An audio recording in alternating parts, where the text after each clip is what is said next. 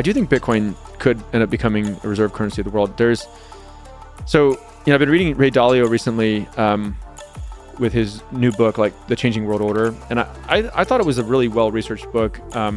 He talks in there, he looks back at history, right? He looks at like empires and, going back to various Chinese empires, the Dutch and Ottomans and everybody, and how did they rise? And they were able to have the reserve currency as they rose, and what produced that? Like it came from, good education and innovation and better trade. And anyway, so the US, by some measures, is kind of looks like it's had a really good run and it's coming down a little bit, and China's kind of coming up.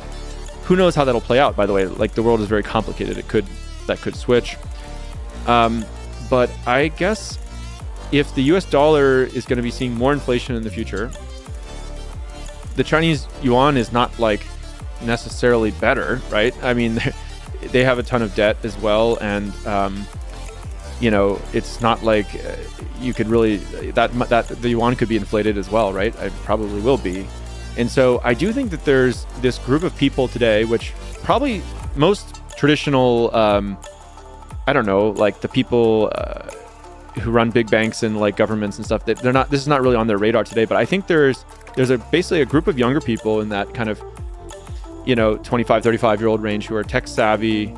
They're starting to think of crypto as like the primary thing in their financial life. It's like, I basically hold my wealth in crypto and I use dollars or euros or whatever. If I happen to need something, I convert it to that at the last minute. It's like if I'm traveling, I might convert some local currency in the moment, but that's not where I hold most of my wealth.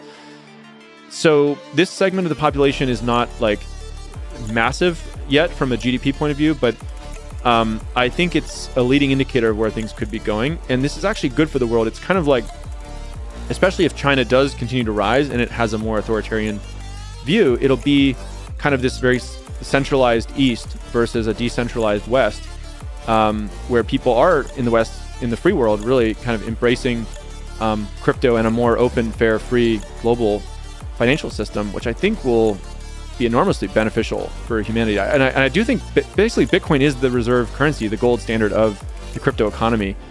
So that's pretty crazy.